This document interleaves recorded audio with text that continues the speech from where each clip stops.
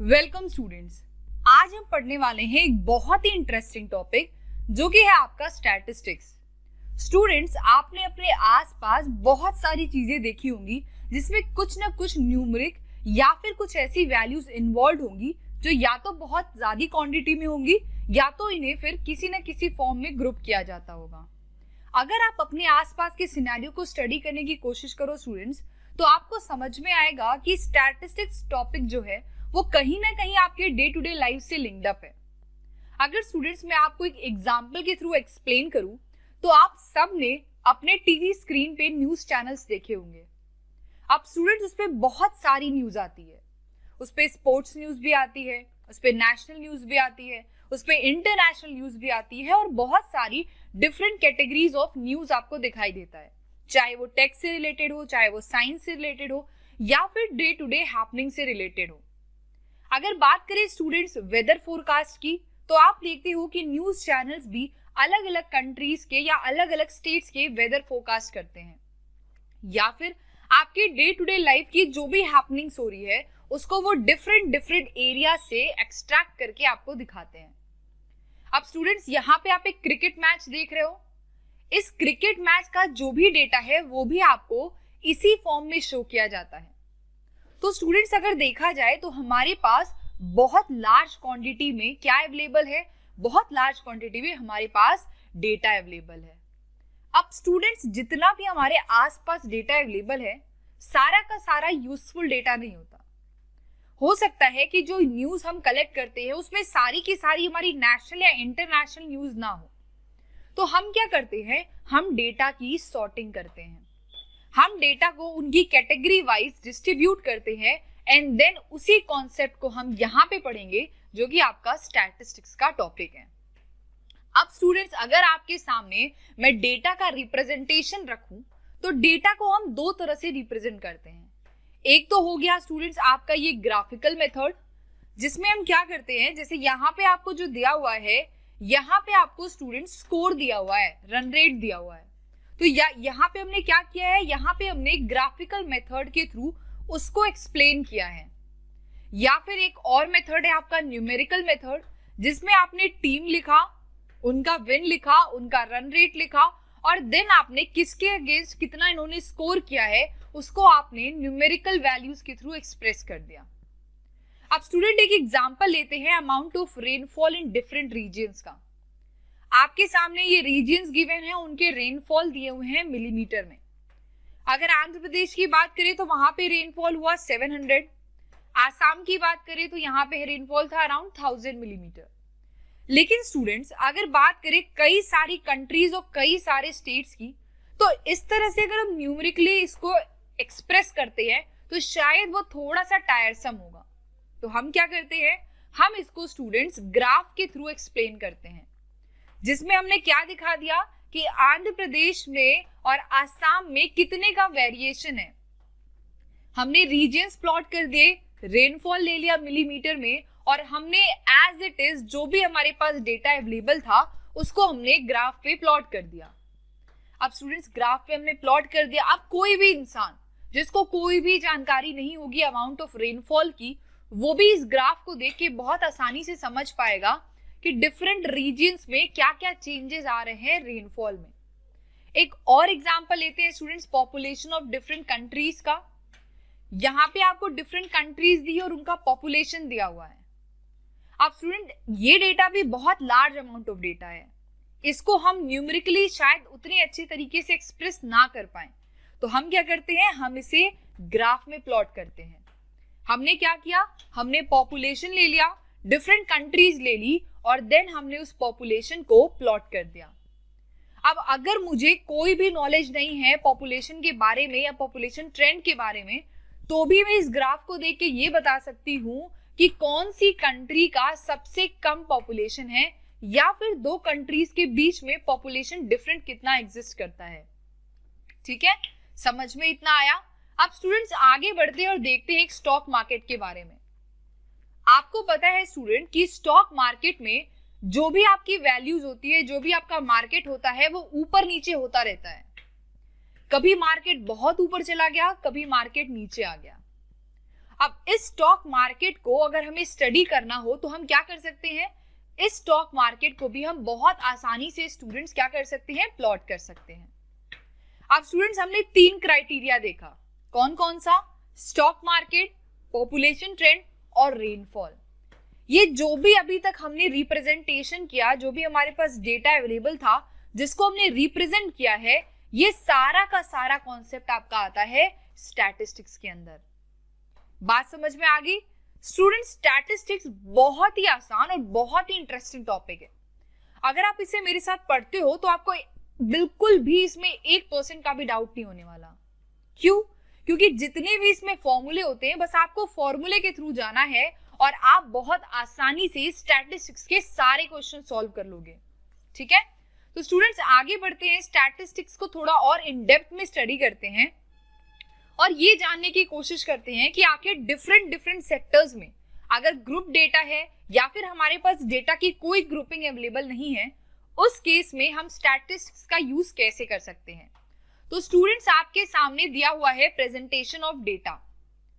हम कैसे डेटा को प्रेजेंट कर सकते हैं। अब हमारे पास स्टूडेंट्स एक स्कूल दिया हुआ है जिसमें कई सारे बच्चे हैं। अब हमने मान लिया कि स्कूल में इस क्लास की स्ट्रेंथ अराउंड 50 है और इनकी टीचर ने इनका मैथ्स का टेस्ट कंडक्ट कराया। अब मैथ्स के टेस्ट में स्टूडेंट्स बहुत सारे बच्चे होंगे जो पास हुए होंगे, बहुत सारे बच्चे जो फेल हुए होंगे। तो हमने यहाँ पे स्टूडेंट्स उन बच्चों के मार्क्स ले लिए। अब हमने यहाँ पे क्या मान लिया कि चलो ठीक है, स्टूडेंट्स 50 ना होने के बजाय कितने हैं, 1 2 3 4 5 6 7 8 9 10 11 12 13 14 15, मतलब क्लास टेस्ट हुआ उसमें 15 स्टूडेंट्स अवेलेबल थे जिन्होंने मैथ्स का टेस्ट लिया। अब ये टेस्ट स्टूडेंट सरप्राइज था, तो बहुत सारे स्टूडेंट्स पास भी होंगे, बहुत सारे स्टूडेंट्स फेल भी होंगे। तो स्टूडेंट्स, डेटा को प्रेजेंट करने का तरीका क्या है? अगर मैं आपके सामने ऐसे ये मार्क्स लिख दूं तो शायद आप ना समझ पाओ कि कितने बच्चे फेल हुए, कितने बच्चों को सेम मार्क्स मिले या फिर कितने बच्चों को एक्सपेक्टेड मार्क्स से वो पास हुए हैं।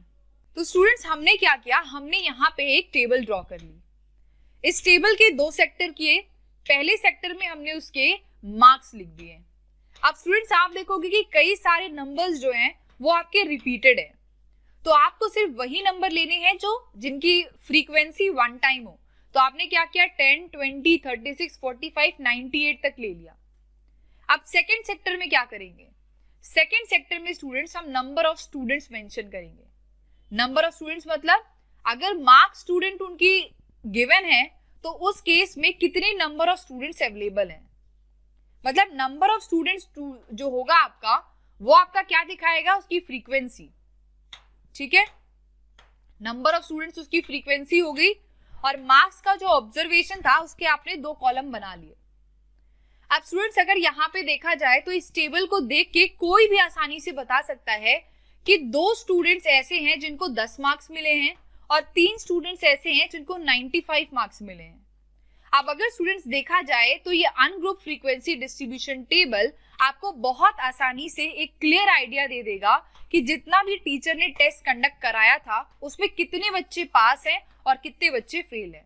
अगर स्टूडेंट्स ऊपर का टीम डेटा देखें तो ये हमें दिखाता है कि कितने स्टूडेंट्स फेल है, क्योंकि आप मान सकते हो ना कि अगर पासिंग मार्क्स 40 है और स्टूडेंट्स को 36 20 और 10 मार्क्स मिल रहे हैं, तो यानी ये जो डेटा आपका गिवन है वो उन स्टूडेंट्स का है जो कि टेस्ट में फेल हुए हैं। अब अगर स्टूडेंट्स ये फेल स्टूडेंट्स के अलावा हम नीचे के 4 डेटा देखें तो वो हमें क्या बता रहे हैं, वो हमें ये बता रहे हैं कि कितने स्टूडेंट्स इस टेस्ट में पास हुए हैं। तो फेल और पास का आपको रेशियो मिल गया। अब स्टूडेंट्स, इस डेटा को तो हमने एक टेबल ड्रॉ कर लिया, अब इसमें हम आगे क्या कर सकते हैं।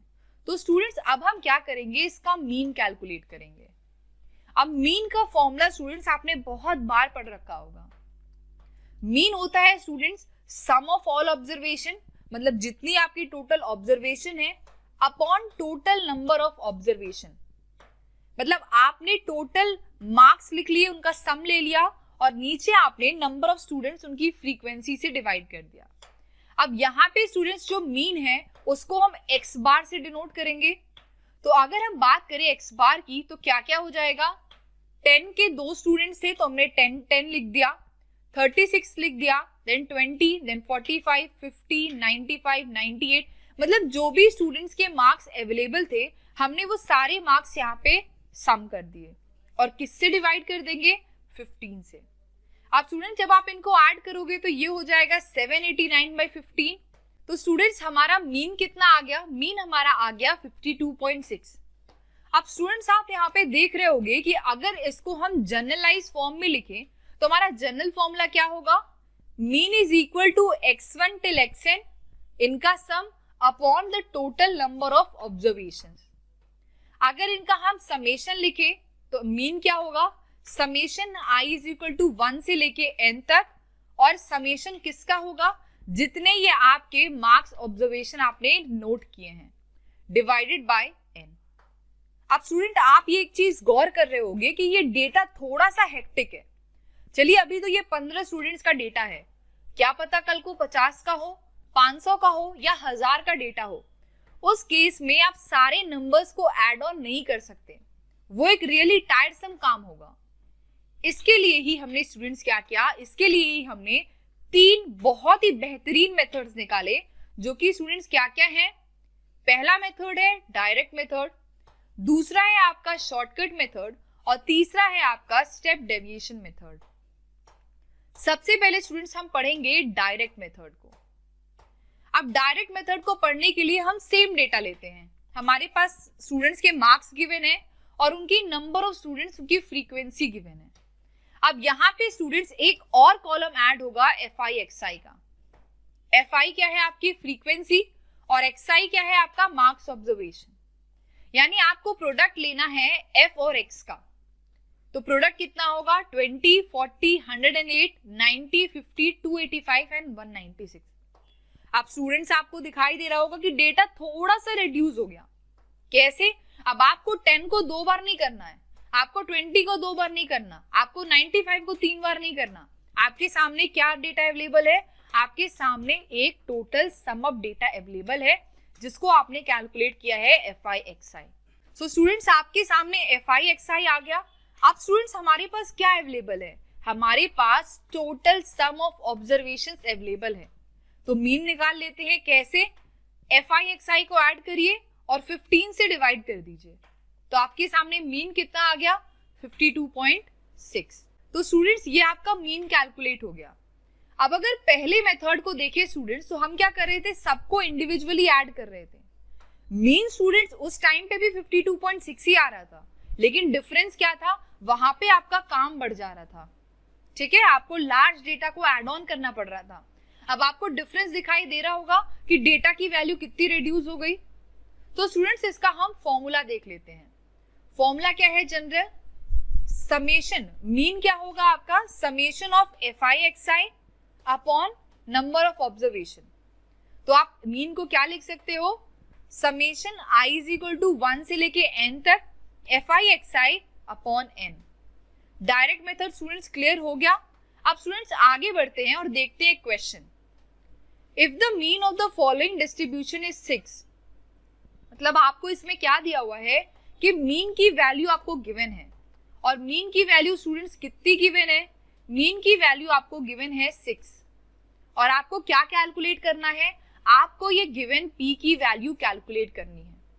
अगर स्टूडेंट्स इसका हम टेबल प्लॉट करें तो हमारे पास क्या क्या वैल्यू होगी, एक तो आपकी XI होगी 2, 4, 6, 10 P+5, एक आपका FI होगा 3, 2, 3, 1 और 2।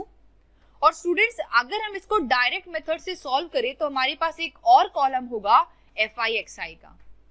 FI XI में स्टूडेंट्स हमने क्या किया है, 2 का 3 से मल्टीप्लाई, मतलब FI का मल्टीप्लाई किया है XI के साथ, तो हमारे पास FI XI का एक टेबल तैयार हो गया।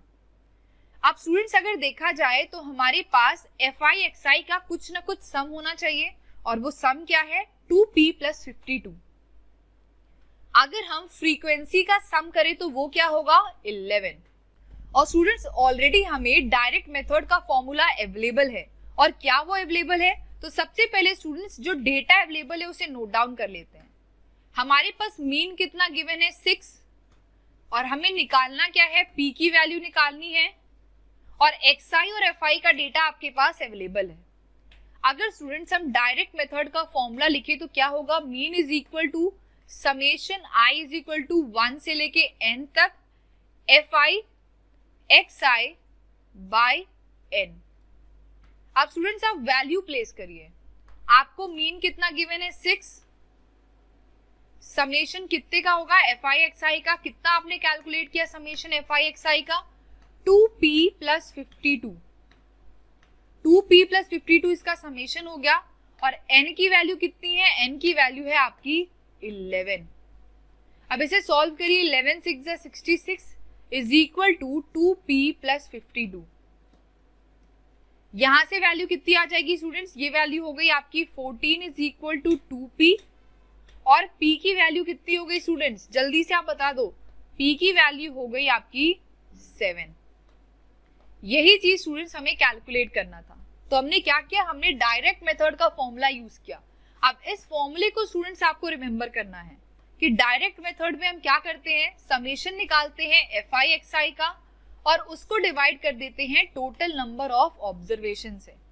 ठीक है, अब स्टूडेंट्स एक और क्वेश्चन देखते हैं सेम कॉन्सेप्ट पे, हम यहाँ पे भी डायरेक्ट मेथड ही यूज करेंगे।